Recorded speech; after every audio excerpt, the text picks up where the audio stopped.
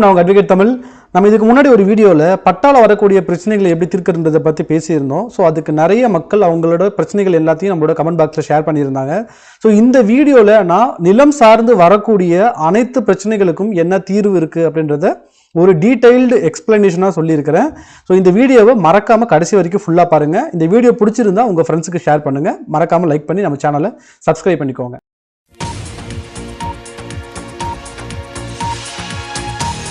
பட்டா சிட்டா அடங்கல் எல்லா ரெவன்யூ ரெக்கார்ட்ஸ்லையுமே வரக்கூடிய பிரச்சனை என்ன, அதை எப்படி சரி பண்ணலாம் அப்படின்றத நம்ம பார்க்குறோம்.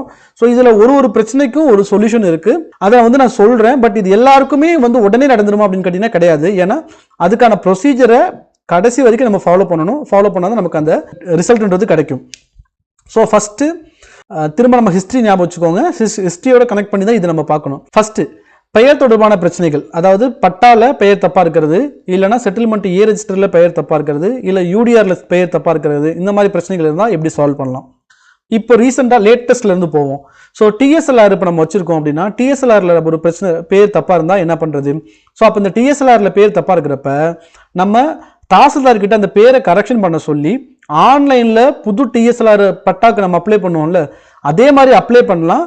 வித் ப்ராப்பர் டாக்குமெண்ட்டோட பண்ணும்போது கரெக்டான நேம் கொடுத்து நீங்கள் அப்ளை பண்ணிங்கன்னா ஃப்ரெஷ்ஷாக ஒரு டிஎஸ்எல்ஆர் ரிலீஸ் பண்ணும்போது அதில் பேர் கரெக்டாக வந்துடும். அப்படி இல்லை அப்படின்னா தாசில்தார்கிட்ட நேரடியாக மனு கொடுக்கலாம். அந்த மனு கொடுக்கும்போது அதுக்கு சப்போர்ட் பண்ணுற மாதிரி கரெக்டான பேர் இருக்கக்கூடிய ஒரு டாக்குமெண்ட்டை நம்ம கொடுக்கணும். இல்லை ஆர்பிஐடி மூலியமாவோ இல்லை ஸ்பீட் போஸ்ட் மூலியமாவோ நம்ம அனுப்பலாம்.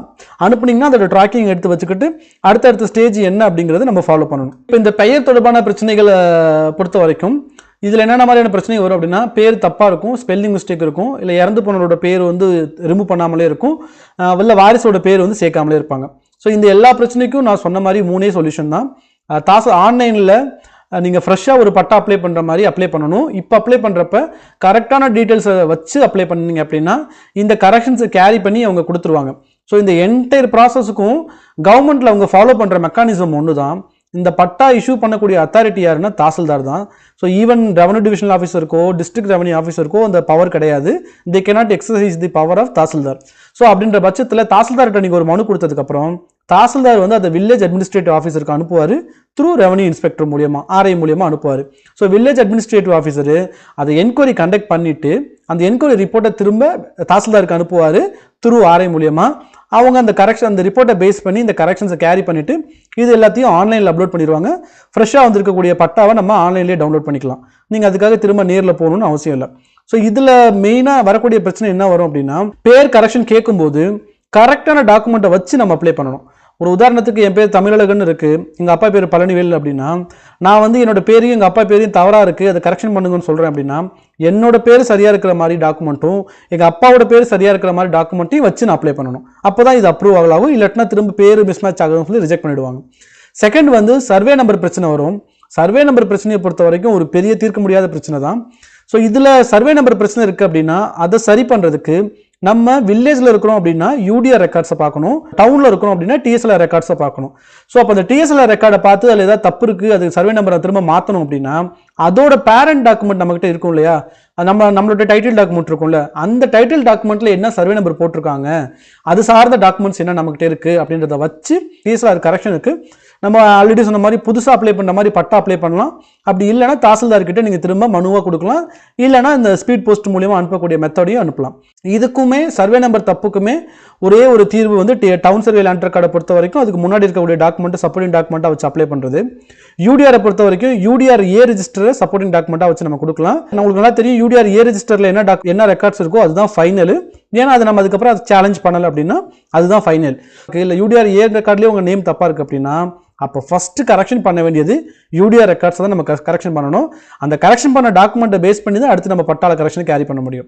ஸோ இதுக்கு காம்படென்ட் அத்தாரிட்டி யாருன்னா டிஸ்ட்ரிக்ட் ரெவன்யூ ஆஃபீஸர் கிட்ட நம்ம மனு கொடுத்தோம் அப்படின்னா அவங்க இந்த யூடிஆர் சம்பந்தமான எல்லா பிரச்சனைகளுக்கும் டிஸ்ட்ரிக்ட் ரெவன்யூ ஆஃபீஸர் தான் காம்படென்ட் அத்தாரிட்டி, அவர் என்கொயரி கண்டக்ட் பண்ணலாம். ஸோ அடுத்தது எக்ஸ்டென்ட்டில் வரக்கூடிய டிஃப்ரென்ஸு, அதாவது பரப்பளவுலையும் வில்லேஜை பொறுத்த வரைக்கும் இவங்க அந்த யூடிஆர் பண்ணப்போ பொசிஷனில் எவ்வளோ எக்ஸ்டென்ட்டில் இருந்தோமோ அதை அளந்து மென்ஷன் பண்ணி போட்டுட்டு போயிட்டாங்க. அதே மாதிரி இப்போ டிஎஸ்எல்ஆரை பொறுத்த வரைக்கும் டவுன் சர்வே பண்ணும்போது எவ்வளோ பொசிஷனில் இருந்தோமோ அதை அளந்து இது பண்ணி அப்லோட் பண்ணிட்டு போயிட்டாங்க. ஸோ இவங்க அந்த பேரண்ட் டாக்குமெண்ட் கம்பேரிசன்றதை கவர்மெண்ட் அந்த பீரியட்ல பண்ணல. அதனால இந்த ரெண்டுலையுமே வந்து எக்ஸ்டெண்ட் மேட்ச் ஆகிறது நிறைய பேருக்கு வருது. ஒரு எக்ஸாம்பிளுக்கு டவுன் சர்வே லேண்ட் ரெக்கார்டை பொறுத்த வரைக்கும் ஏதாவது எக்ஸ்டெண்ட் பிரச்சனை இருக்கு அப்படின்னா நம்ம முதல்ல பிசிக்கலாக நம்ம கிட்ட எவ்வளோ பொசிஷன்ல இருக்கும் அப்படின்றத பார்க்கணும். அதுக்கப்புறமா நம்ம பழைய ரெக்கார்டில் எவ்வளோ பொசிஷன் இருக்குன்றதை பார்க்கணும். இது ரெண்டையும் பார்த்ததுக்கு அப்புறம் எவ்வளோ வேரியேஷன் வருதுன்றதை கண்டுபிடிச்சிட்டு அந்த வேரியேஷன் இருக்கக்கூடிய லேண்டு நம்ம லேண்டுக்கு பக்கத்தில் எங்கேயாவது இருக்கா அப்படிங்கிறத கண்டுபிடிக்க சர்வே பண்ணுறதுக்கு அப்ளை பண்ணணும். சர்வேயர் வந்து சர்வே பண்ணி பார்க்கும்போது நம்ம லேண்டுக்கு பக்கத்தில் லேண்டில் ஏதாவது இருந்தது அப்படின்னா அதுக்கான அப்ராப்ரியேட் ரெமெடி நம்ம ஃபாலோ பண்ணலாம். சிவில் கோர்ட்டில் கேஸ் ஃபைல் பண்ணி ரெக்கார்ட் பண்ணலாம். அப்படி இல்லைன்னா அவங்களுக்கு லீகல் நோட்டீஸ் இஷ்யூ பண்ணிட்டு அவங்களே கொடுத்துருவாங்க சில கேசஸில். அப்புறமா நம்ம அதுக்கப்புறமா அந்த இடத்த திரும்ப ரீபவுண்டரியை கேட்டு நம்ம தாசில்தார்கிட்ட அப்ளை பண்ணி டோட்டல் எக்ஸ்டென்ட்டுக்கும் டிஎஸ்எல்ஆர் எக்ஸ்ட்ராக்ட்ன்றது வாங்கிக்கலாம். பட்டாவிலையும் அதே மாதிரி தான் எவ்வளோ பொசிஷனில் இருக்குன்றதை பார்க்கணும். அது எங்கே மிஸ் ஆயிருக்குன்றதை கண்டுபிடிக்கிறதுக்கு சர்வே பண்ணணும். சர்வே பண்ணி அதை கண்டுபிடிச்சிட்டு இருக்குது அப்படின்ற பட்சத்தில் அதை ரெக்கார்ட் பண்ணுறதுக்கான ஆப்ஷன் இருக்குது. சிவில் கோர்ட்டில் டிக்ளரேஷன் சூட் போட்டு நம்ம வாங்கலாம். அந்த இடமே இல்லை, எங்கே இருக்குன்னே கண்டுபிடிக்க முடியல அப்படின்னா நம்ம அதுக்கு ஒன்றுமே பண்ண முடியாது. நம்ம எவ்வளோ எக்ஸ்டெண்ட் இப்போ கரண்ட்டில் இருக்கோ அந்த எக்ஸ்டெண்ட்டுக்கு மட்டும் நம்ம பட்டா கேட்டு வாங்கிக்கலாம். அந்த மிஸ் ஆன எக்ஸ்டெண்ட்டை நம்மளால ஒன்றும் பண்ண முடியாது, கேரி பண்ண முடியாது. ஸோ அடுத்தது பவுண்டரி ரிலேட்டடான பிரச்சனைகள் வந்து என்னன்னா, இங்கிட்ட இவ்வளோ இருக்கு, அங்கிட்ட அவ்வளோ இருக்கு, உனக்கு பாதை இருக்கு, இதில் அந்த மாதிரி பிரச்சனைகள் இருந்தது அப்படின்னா இந்த பிரச்சனை எல்லாத்துக்குமே பேரண்ட் டாக்குமெண்ட் வந்து ஒரு கீ ரோலாக இருக்கும். அந்த பேரண்ட் டாக்குமெண்ட்டில் என்ன மென்ஷன் பண்ணியிருக்காங்களோ அதை நம்ம ஃபாலோ பண்ணிக்கலாம். இந்த பவுண்டரியில் வரக்கூடிய எல்லா பிரச்சனைகளுக்கும் அன்லெஸ் அதர்வைஸ் வந்து உங்களோட டைட்டில் ரொம்ப கிளியராக இல்லாத வரைக்கும் நீங்கள் சிவில் கோர்ட்டுக்கு தான் போகணும். சிவில் கோர்ட்டில் போய் நம்மளோட ப்ராப்ளம் என்னன்றதை சொல்லி நம்ம அதை தீர்த்துக்கலாம். அடுத்து கிளாசிஃபிகேஷன் சம்மந்தமான பிரச்சனை நிறையா வரும். ஸோ இதில் என்னென்னா சர்க்கார் புறம்போக்குன்னு போட்டுட்டு பட்டா கொடுத்துருப்பாங்க. ஸோ ஏன்னா வந்து செட்டில்மெண்ட் ரெஜிஸ்டர் பண்ண பீரியடில் ரயத்வாரி புஞ்சையாவோ ரயத்வாரி மனையாவோ இருந்த லேண்டுக்கு எல்லாத்துக்கும் ராமான்னு போட்டாங்க. மற்ற லேண்டு எல்லாத்துக்கும் கொடுத்த லேண்டுக்கு எல்லாத்துக்குமே கொடுக்கும்போது கூட சர்க்கார் புறம்போக்கு அரசாங்க புறம்போக்கு லேண்டுன்னு தான் போட்டு கொடுத்துருந்தாங்க. ஸோ அந்த மாதிரி கிளாசிஃபிகேஷன் சம்பந்தமான ஏதாவது ப்ராப்ளம் வந்துருந்ததுன்னா அந்த கிளாசிஃபிகேஷனை சேஞ்ச் பண்ணிட்டு பட்டா கொடுக்க சொல்லணும். ஸோ இதுக்கு நம்ம டிஸ்ட்ரிக்ட் கலெக்டருக்கு தான் பவர் இருக்கு. ஈவன் டிஸ்ட்ரிக்ட் கலெக்டருக்கு பவர் இல்லை. டிஸ்ட்ரிக்ட் கலெக்டர் வந்து ஸ்டேட்ல இருந்து அப்ரூவல் வாங்கிட்டு அந்த அப்ரூவல் பேஸ் பண்ணி ஒரு லெட்டர் தாசில்தாருக்கு இஷ்யூ பண்ணதுக்கப்புறம் தாசில்தார் அந்த கிளாசிஃபிகேஷனை சேஞ்ச் பண்ணிட்டு நமக்கு பட்டா கொடுப்பாரு. ஸோ இதுதான் வந்து இந்த கிளாசிஃபிகேஷன் லேண்ட் கிளாசிஃபிகேஷனை சேஞ்ச் பண்ணுறதுக்கு ப்ராப்பரான ப்ரொசீஜர். யூடிஆரில் வரக்கூடிய மிஸ்டேக்ஸ், யூடிஆரில் வந்து பேர், சர்வே நம்பரு, எக்ஸ்டென்ட் இந்த மாதிரி தப்பாக இருந்ததுன்னா நம்ம வந்து டிஸ்ட்ரிக்ட் ரெவன்யூ ஆஃபீஸர்கிட்ட மனு கொடுத்து அந்த மனுவில் என்கொயரி கண்டக்ட் பண்ணிட்டு அதுக்கப்புறமா அதை கரெக்ஷன்ஸை கேரி பண்ணுறதுக்கு அத்தாரிட்டின்றது டிஸ்ட்ரிக்ட் ரெவன்யூ ஆஃபீஸருக்கு இருக்குது. சப்டிவிஷன் ரிலேட்டடான சம் பிரச்சனைக்கு ஸோ நம்ம இந்த என்டையர் இதுக்குமே சப்டிவிஷன் ரிலேட்டடான பிரச்சனை எல்லாமே இருந்தது அப்படின்னா முதல்ல அது டிஸ்பியூட்டட் ப்ராப்பர்ட்டியா இல்லை அன்டிஸ்பியூட்டட் ப்ராப்பர்ட்டியான்னு பார்க்கணும். டிஸ்பியூட்டட் ப்ராப்பர்ட்டி இருக்குது அப்படின்னா நம்ம சிவில் கோர்ட்டில் போய் சூட்டு ஃபைல் பண்ணி ஆர்டர் வாங்கி அதுக்கப்புறமா நம்ம அதை பிரிச்சுக்கலாம். அன்டிஸ்பியூட்டட் ப்ராப்பர்ட்டியாக இருக்குன்னா சர்வேயருக்கே பவர் இருக்குது. Tamil Nadu survey and boundary act கீழே சர்வேயரே அதை சப்டிவிஷன் பண்ணி நமக்கு பட்டான்றது இஷ்யூ பண்ணலாம். சில கேசஸில் வந்து நம்ம சேல் மூலியமாக வாங்கியிருக்கோம், ஒரு பெரிய ப்ராப்பர்ட்டியில் ஒரு போர்ஷன் மட்டும் நம்ம வாங்கியிருக்கிறோம் அப்படின்னா நம்ம வாங்கின போர்ஷனுக்கு மட்டும் நம்ம சப்டிவிஷன் பண்ணி வாங்கிக்கலாம். ஸோ இதில் வாங்கும்போது உங்களுக்கு ஏதாவது எக்ஸ்டென்ட்டில் ப்ராப்ளம் இருக்குது, கிளாசிஃபிகேஷனில் ப்ராப்ளம் இருக்குது அப்படின்னா அகைன் நம்ம தாசில்தாருக்கு பட்டா வாங்குறதுக்கு ஃபாலோ பண்ணுற அதே சேம் ப்ராசஸை ஃபாலோ பண்ணணும். ஸோ அடுத்து கூட்டு பட்டா சம்மந்தமான பிரச்சனை என்ன இருக்கும் அப்படின்னா இந்த பொசிஷனில் வந்து நிறைய பேர் இருந்தனால ஒரு எக்ஸ்டென்ட்டை வந்து நிறைய பேர் ஜாயிண்டாக என்ஜாய் பண்ணியிருப்பாங்க, அதுக்கப்புறம் அதை சப்டிவிஷனே பண்ணியிருக்க மாட்டாங்க. ஸோ இந்த கூட்டுப்பட்டா பிரச்சனையை பொறுத்த வரைக்கும் இதில் வந்து என்ன மாதிரியான பிரச்சனை ஜென்ரலாக வரும் அப்படின்னா சம்மந்தமில்லாத யாரோ ஒருத்தர் பேர் வந்து கூட்டுப்பட்டாவில் இருக்கும். அப்படி இல்லைன்னா வந்து உண்மையான ஓனரோட பேர் அந்த கூட்டுப்பட்டாவில் இருக்காது. இந்த மாதிரி இல்லாத போது நம்ம தாசில்தார்கிட்ட அந்த கரெக்ஷன்ஸை கேரி பண்ண சொல்லி இந்த பெயர் தொடர்பான பிரச்சனைக்கு ஒரு ப்ராசஸ் சொன்னோம்ல, மனு கொடுக்கலாம், இல்லை ஆன்லைனில் அப்ளை பண்ணலாம், இல்லைனா வந்து ஆர்பிடிஸ் போஸ்ட் மூலியமாக அனுப்பலாம். ஸோ இந்த சேம் மெத்தடை ஃபாலோ பண்ணி இந்த பிரச்சனையை தீர்த்துக்கலாம். அடுத்து வந்து வாரிசு பரம்பரை பிரச்சனை சம்பந்தமானது இது இருந்தது அப்படின்னா லீகல் ஹேர்ஸை சேர்க்காம பண்ணுறது, ஒருத்தரோட பெயரை மட்டுமே வச்சு பண்ணுறது, வில்லு செட்டில்மெண்ட்டு பார்ட்டிஷனெல்லாம் வந்து கொடுக்காம இவங்க வந்து காசு கொடுத்து ரெவன்யூ ரெக்கார்ட்ஸை மியூட்டேட் பண்ணிவிடுவாங்க. ஸோ அந்த மாதிரி பண்ணால் என்ன ஆகும் அப்படின்னா ஃபியூச்சரில் இன்கேஸ் வந்து அந்த லீகல் ஹேர் கேஸ் ஃபைல் பண்ணுறாங்க அப்படின்னா ஈவன் வந்து நீங்கள் பட்டாவே வாங்கியிருந்தாலும் வேற யாருக்காவது நீங்கள் சேலே பண்ணியிருந்தீங்கனாலும் அது செல்லாமல் போயிடும். இது நிறைய பேர் இப்போ வந்து இப்போ பண்ணுறாங்க. என்ன பண்ணுறதுன்னா ஒரு உதாரணத்துக்கு 2 பையன் ஒரு பொண்ணு இருக்காங்க அப்படின்னா அந்த பொண்ணை வந்து இவங்க லீகல் ஹேர் சர்டிஃபிகேட்டில் காட்டவே மாட்டாங்க. காட்டாமல் அந்த பையனை 2 பசங்க மட்டுமே ப்ராப்பர்ட்டியை ஓவராலாக ஈக்குவலாக பிரிச்சுக்கிட்டு வில்லேஜில் இருக்கக்கூடிய அட்மினிஸ்ட்ரேட்டிவ் ஆஃபீஸர்கிட்ட பட்டா வாங்கிட்டு சேலும் பண்ணிடுவாங்க. அந்த பொண்ணு ஒற்றுமையாக இருக்கிற வரைக்கும் ப்ராப்ளம் இல்லை. இன்கேஸ் வந்து அவங்களுக்குள்ள ஏதாவது டிஸ்பியூட் வருது அப்படின்னா அப்போ அவங்க சிவில் கோர்ட்டில் வந்து சேலஞ்ச் பண்ணாங்க அப்படின்னா அந்த என்டையர் டிரான்சாக்ஷனும் நல்ல வாய்ட் ஆகிடும். அதுக்கப்புறம் அந்த டிரான்சாக்ஷன் செல்லாமல் சேல் பண்ணதும் செல்லாமல் போயிடும். இவங்களுக்கு திரும்ப அந்த ப்ராப்பர்ட்டியை 3ஆக பிரிக்கிற மாதிரியோ இல்லை வாங்கினவருக்கு அதனால இருந்து ப்ராப்ளம்ன்றது வரும். ஸோ அதனால வந்து வாரிசு சம்பந்தமான பிரச்சனை இருந்துச்சு அப்படின்னா அதாவது வாரிசு சர்டிஃபிகேட்டில் ப்ராப்ளம் இருக்குது அப்படின்னா தாசில்தார்கிட்ட மனு கொடுக்கலாம். வாரிசு சம்பந்தமான பிரச்சனை இருந்தது அப்படின்னா அந்த ப்ராப்ளம் என்னன்றதை பார்த்துட்டு அதுக்கேற்றமான சொல்யூஷன் நம்ம டிசைட் பண்ணிக்கணும். அடுத்து இந்த ஆவணம் பட்டா முரண்பாடு. ஸோ இந்த ஆவணம் பட்டா முரண்பாடை பொறுத்த வரைக்கும் சேல் டீடில் ஒரு எக்ஸ்டென்ட் இருக்கும், பட்டால வேற எக்ஸ்டென்ட் இருக்கும். இது நிறைய பேருக்கு இருக்கும். ஸோ இந்த சேல் டீடில் ஒரு எக்ஸ்டென்ட் இருந்து பட்டால வேற எக்ஸ்டென்ட் இருந்தால் நீங்கள் ஃபஸ்ட்டு பார்க்க வேண்டியது பொசிஷனில் நம்ம எவ்வளோ இருக்கும் அப்படின்றத பார்க்கணும். பொசிஷனில் எவ்வளோ இருக்குன்றதை பார்த்துட்டு சர்வே பண்ணுறதுக்கு அப்ளை பண்ணணும். எங்கே இருக்கின்ற லேண்ட் எங்கே இருக்குன்றதை கண்டுபிடிச்சதுக்கப்புறம் சிவில் கோர்ட்டுக்கு போகிறதா இல்லை வந்து தாசில்தார்கிட்ட மனு கொடுத்து ரெக்கவர் பண்ண முடியுமான்றதை பார்க்கணும். ஸோ அடுத்து எஃப்எம்பியை பொறுத்த வரைக்கும் எஃப்எம்பியில் ஜென்ரலாக எக்ஸ்டென்ட்டோ இல்லை அந்த பவுண்டரியோட ஷேப்போ தப்பாக இருக்கும். அந்த மாதிரி பிரச்சனைகளுக்கு நம்ம பட்டாக்கு என்ன ஃபார்முலா ஃபாலோ பண்ணமோ அதே ஃபார்முலா ஃபாலோ பண்ணலாம். டிஎஸ்எல்ஆருக்கும் அதே மாதிரி தான். நான் ஆல்ரெடி சொன்ன மாதிரி ஓனரோட பேர், டிஎஸ் நம்பரு, பிளாக்கு இது மாதிரிலாம் தப்பாக இருந்தது அப்படின்னா நம்ம தாசில்தார்கிட்ட ரெப்ரஸன்டேஷன் கொடுக்கலாம். கவர்மெண்ட் லேண்டு என்க்ரோச்மெண்ட் டிஸ்பியூட் நிறைய பேருக்கு இருக்கும். அதாவது ரொம்ப வருஷமாக ஒரு இடத்துல பொசிஷனில் இருப்பாங்க. ஆனால் வந்து திடீர்னு அந்த இடம் வந்து நத்தம் லேண்டாவோ இல்லை சர்க்கார் புறம்போக்கு லேண்டாவோ இருக்குன்னு சொல்லி எவிக்ட் பண்ண சொல்லி நோட்டீஸ் கொடுப்பாங்க. ஸோ அந்த மாதிரி நோட்டீஸ் கொடுக்குறாங்க அப்படின்னா முதல்ல அந்த லேண்டோட டாக்குமெண்ட்ஸில் என்ன கிளாசிஃபிகேஷன் ஆஃப் லேண்ட் அது இருக்குது அப்படின்றத நம்ம பார்க்கணும். ஏன்னா தமிழ்நாடு லேண்ட் என்க்ரோச்மெண்ட் ஆக்ட்ன்றது 1905 வந்துருச்சு. ஸோ அப்போ அதில் சர்க்கார் புறம்போக்கு லேண்டு எல்லாத்தையும் ப்ரொடெக்ட் பண்ணுறதுக்கு அவங்க தமிழ்நாடு லேண்ட் என்க்ரோச்மெண்ட் ஆக்டுக்கு கீழே நோட்டீஸ் கொடுத்து ரிமூவ் பண்ணுவாங்க. அன்டில் நம்ம வந்து அந்த இடத்துல லீகலாக பட்டா வாங்கி இருக்கிறோம் அப்படின்னா நம்மளை ரிமூவ் பண்ண முடியாது. ஸோ அப்போ இந்த சர்க்கார் புறம்போக்கு லேண்டு டிஸ்பியூட் வரதுல மேக்ஸிமம் பார்த்தீங்கன்னா நத்தம் லேண்ட் இருக்கும். ஸோ நத்தம் லேண்டு இருந்தது அப்படின்னா 3 இதுதான். அதாவது 1996க்கு முன்னாடி நீங்கள் நத்தம் பட்டா வாங்கியிருக்கீங்க, மேனுவல் நத்தம் பட்டா வாங்கியிருக்கீங்க அப்படின்னா நீங்கள் தான் ஓனரு. கவர்மெண்ட் வந்து உங்களை டிஸ்டர்ப் பண்ணவே மாட்டாங்க. அப்படி டிஸ்டர்ப் பண்ணாங்கன்னா நீங்கள் ஹைகோர்ட்டில் ரெட் பெட்டிஷன் ஃபைல் பண்ணி அந்த ஆர்டர் எல்லாத்தையுமே குவாஷ் பண்ணிடலாம்.